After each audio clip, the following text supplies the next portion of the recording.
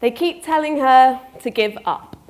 They keep telling her that it should be tough, that it hurts in this world as a girl, but that isn't good enough. Because our society is stuffed with injustice that exists to restrict women's positions, to limit our ambitions and visions. But we're tired of the derision, the societal division between men and women upheld by artless, outmoded, patriarchal systems. Listen, I refuse to live in a world where millions of girls are the victims of FGM, where the FTSE 100 companies are invariably run by men, so I'll say it once again. I refuse to live in a world where there are forced child marriages, where we endure harassers in tube carriages, where hundreds of Nigerian schoolgirls can be kidnapped and vanish, and 500 days on, the Western media no longer bats an eyelid. We cannot close our eyes to this crisis when 1 in 4 women suffer domestic violence in their lifetimes. When that statistic doubles for deaf women, how can we choose to stay silent? So women, let's widen our horizons, voices sounding like sirens, defying our silence, vibrantly striding and fighting the violence, bright as the diamonds shining like titans. Together, our change will be seismic. Get behind this, from kitchen tables to the tables of power. Women of the world, know your power. Claim the half of the world that is ours. Women of the world, you are power.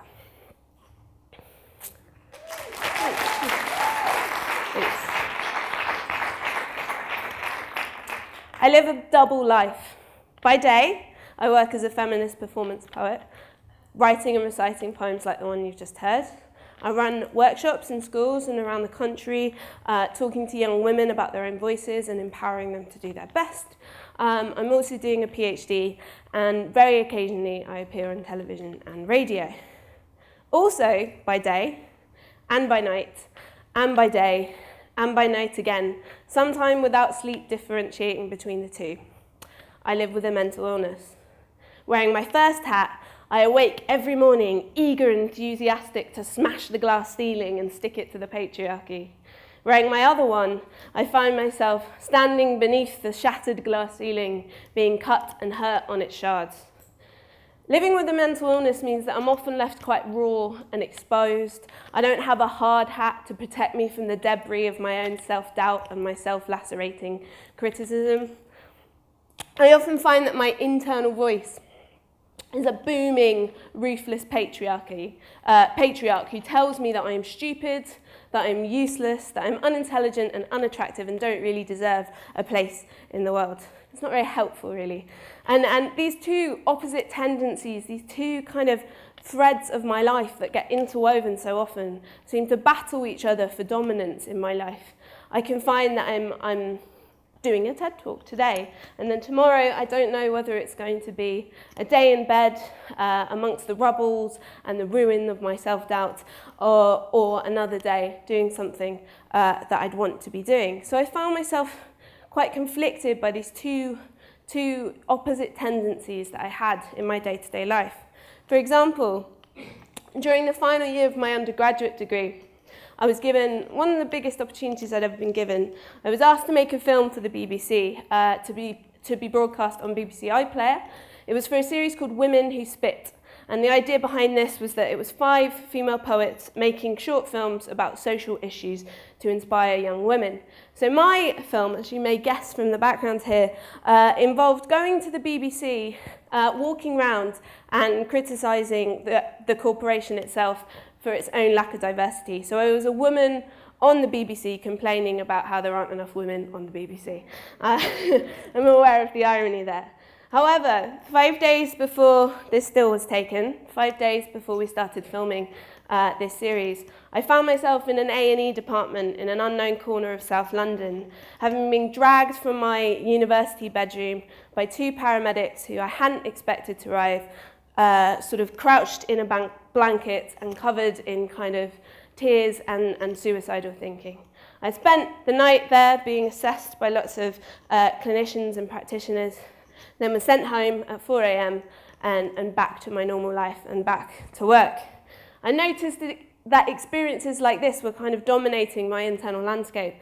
For example, I'd find myself on other occasions at workshops often in all-girls schools, talking to groups of young women, talking to them about their experiences of sexism, running workshops with them to talk about their heroines, the people that inspired them to get on in life, and helping them to find their own voice. But in between moments like this, I've been talking and absorbing the words and the worth of these young women. I'd find myself retreating to the girls' toilets like a 15-year-old me running away from bullies at school. And I'd sit there, sat on the toilet seat with the toilet seat down, my knees up on the seat, and my head between my legs, hyperventilating, or sometimes stifling the sound of tears. But the only thing that was different from me as a 15-year-old is that there weren't any bullies anymore outside.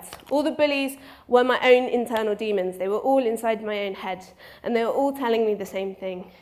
You're useless. They can see through you. You're not inspiring them. You're not worth anything to these young girls.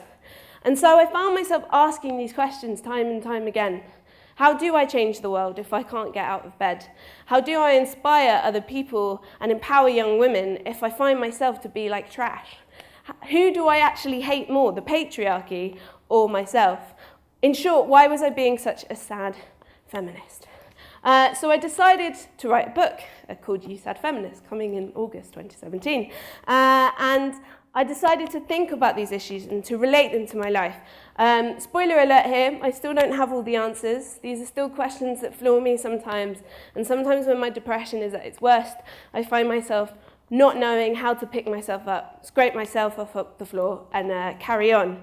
But if I had one piece of advice that I've come to so far, it would just be to talk.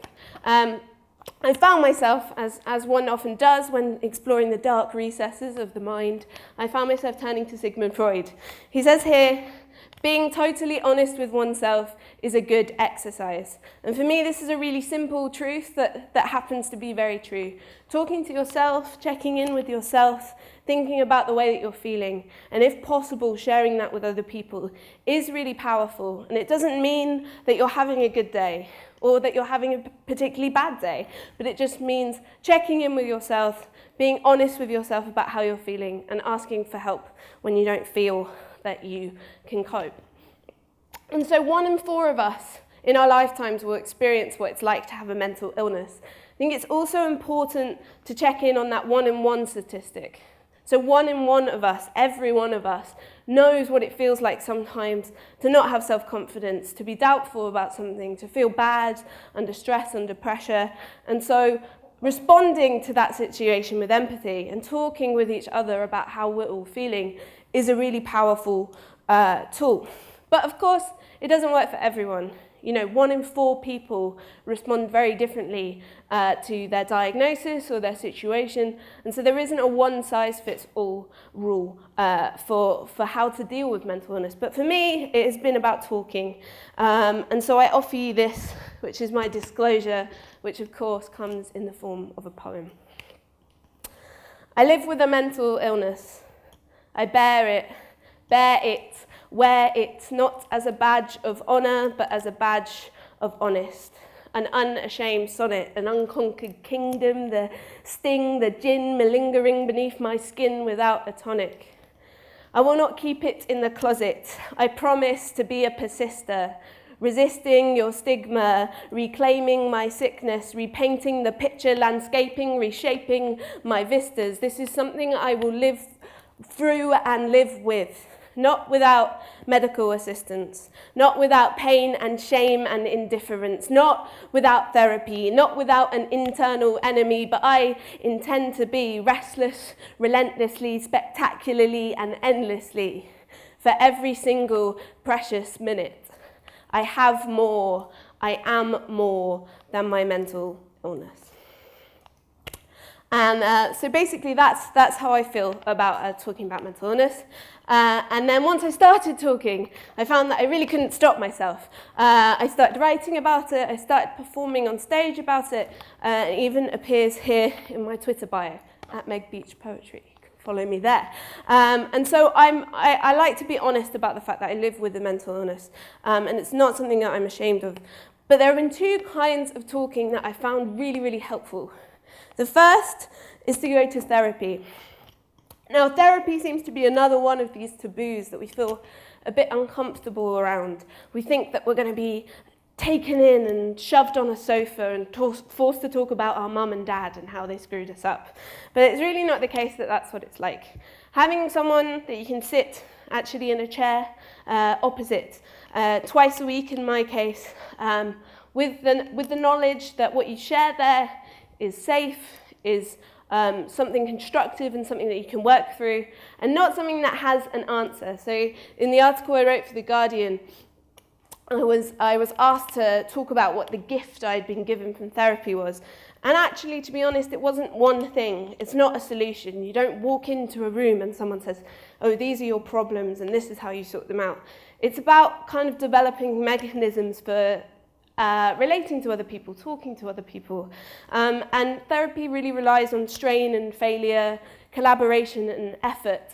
And somewhere in between all those processes, I found that it's much easier to do, as Freud says, to be completely honest with oneself, to be more honest with myself about the way that I'm feeling and the way that I'm coping. The other way that I found useful to talk, you may guess, is to write poems.